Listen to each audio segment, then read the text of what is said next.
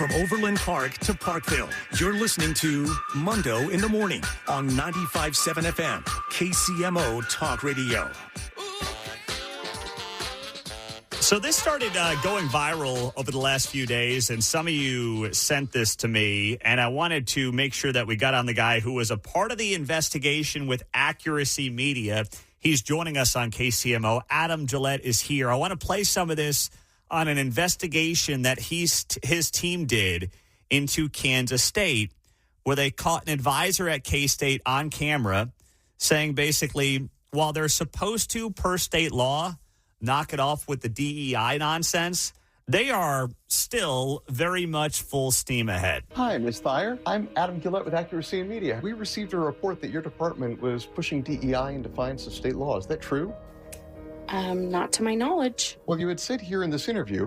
I've learned that the philosophy here is like, while they are saying that they're going to take it away or like changing the name of things, they're still doing it. Okay. That was really just what I wanted. Not quite as bad as some other schools, but yeah, we're definitely, yeah. And education, like that's, you can't take it out. No. If you took it out, that's like not quality teaching. All right. Adam Guillette, Accuracy in Media, joining us on KCMO. Adam, good morning. Thanks for joining us in Kansas City. First off, how did you come across Kansas State and starting your investigation there for this story? Well, we've been to many universities in many red states across the country. Kansas was the one I was perhaps most looking forward to because you have perhaps the second best DEI ban in the country, much stronger than many of the other ones. So we decided to canvass the state essentially and visit pretty much every public university there. Okay, so you went to every public university in this state? Basically. Wow. And as you would expect, there are more videos to come. More from Kansas in particular? There are videos coming from across your state in the near future. You know, what we see again and again at these universities is they change job titles and do the exact same thing. Or most commonly in the schools of social work, criminology, or education, they talk about how the law doesn't really affect curriculum. And as this woman said, quote, you can't take it out. She can't even fathom teaching sociology or criminology or education without pushing the divisive, racist principles of DEI. You know, Kansas wonder why our K-12 schools have been radicalized. People wonder why, students are getting radicalized in K-12 schools. It's because of these people who run the education colleges who insist that DEI has to be a part of every facet of education. Adam Guillette is here, Accuracy and Media President. So how did you come across this project in general, and what led you to Kansas in particular? Was it a tip, or was it just a gut feeling, or something else? Well, we investigated many K-12 school districts across the country in red states that banned critical race theory. And not surprisingly, administrator after administrator would brag to us about how they break the law, deceive parents, trick parents, circumvent the law. And when these DEI bans went into effect, I figured, well, gosh, if these K-12 principals and administrators who kind of have to answer to the parents aren't following the law, the unaccountable radicals of higher ed, I bet they're totally ignoring it. And what we've realized, many people talk about administrative bloat.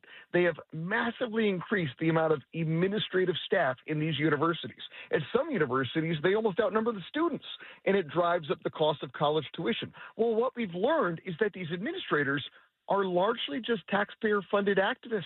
These are the people in your DEI departments, which are now just renamed, Department of Belonging. These are the people in the LGBTQ departments. These are the bloated administrative staffers in the sociology, education, and criminology departments. They are taxpayer-funded activists. That's it. If they want to do this stuff, the Democratic Socialists of America, knock yourself out. But I shouldn't have to pay for it.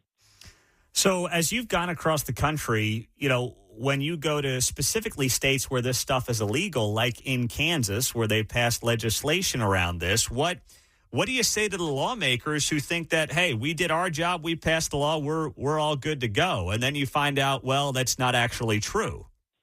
Yeah, well, the responses have been kind of mixed.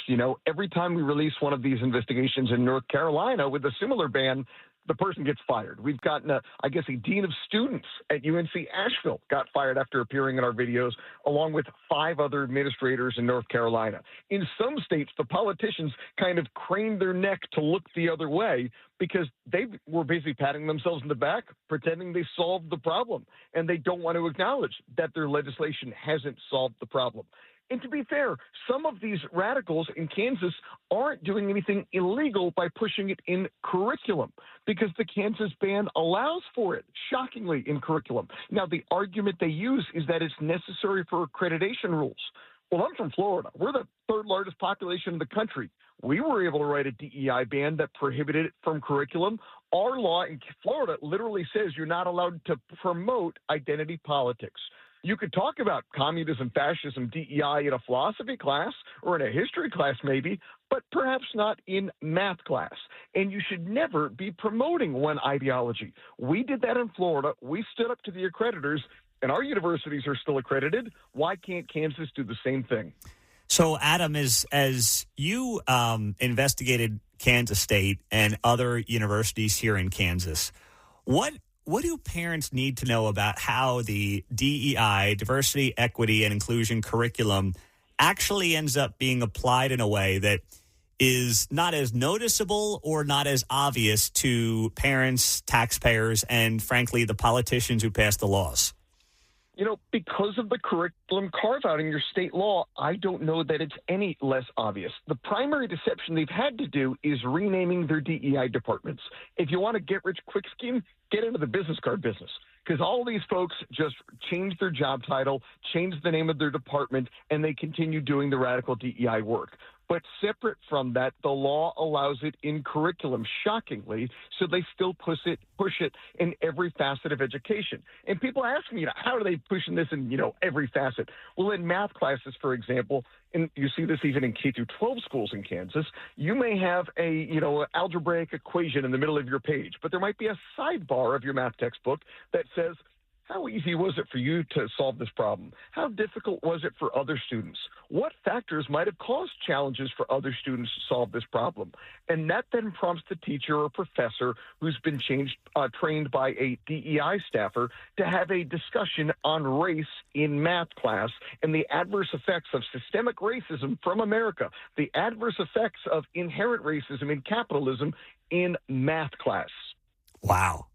I mean, like you said, if people want to do that stuff in psychology or sociology, I don't like it, but, you can weave it in there somewhat organically. But in math class, I don't even know how you get to that point in a math class, Adam. But you're saying it's far more common than parents and taxpayers probably realize. Well, here's how embedded this DEI stuff is in education in America, right? Fort Worth ISD is one of a dozen school districts in the metropolitan area of Fort Worth. They got a lot of them. It's just one.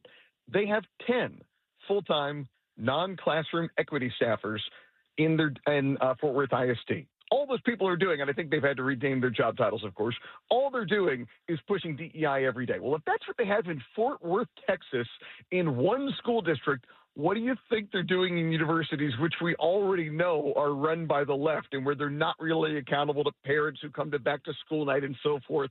These people are radical activists, and we fund them with our tax dollars. Man, that is so true. And we're a couple of weeks removed from an area school district getting $400 million in additional funding and bonds for what they call capital improvements. And also, we have this going on right now in Kansas, Adam, so this is pretty good timing. You have some of the biggest school districts here in the Kansas City area on the Kansas side saying to the legislature, you guys are shorting us on special education funding, and they're crying poor and saying they're going to have to cut all these programs if the state does not give them more money.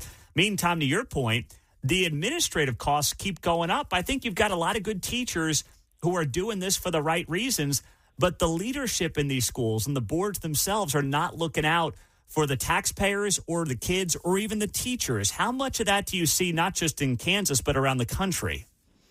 It's everywhere. I sometimes think that they purposely underpay some of the best teachers That way they could perennially say, we need more money for these teachers. And then they take that money, and as you said, they spend it on administrative bloat. You look at how much administrative staffers have grown in these school districts for all of these non-classroom positions, and it is absolutely out of control. You know, by every objective measure, traditional public education in America fails. You look at the test scores, despite record amounts of money, test scores are consistently down. We now have a generation that is the first generation in modern history that's unequivocally less educated than the generation before them. Well, what do the school districts do well? Every 2 weeks without fail, the teachers get paid. They never goof that up. And every paycheck without fail, a portion is taken out and given to the unions. They don't mess that up either. And every single election, 999% of that money goes to far left candidates. These traditional public schools don't exist by any outside observation as having the purpose of educating children. They exist to take our money and funnel it to far left candidates. If some kids get educated along the way by a few noble teachers, that is just a byproduct, a fortunate byproduct of a broken system. Adam, great work. Adam Guillette is with the Accuracy and Media Group. He's the president. He has this K-State investigation up, and you should watch it. You should check it out. Accuracy and Media, you can find them on YouTube. Watch it there. And you've got more coming with Kansas universities in particular, Adam. So please let us know about that, and we'll talk to you again soon. Thank you so much for having me. All right. You know, that's a great line there at the end. If a few kids get taught along the way by noble teachers, well, so be it. What a shame to think of it as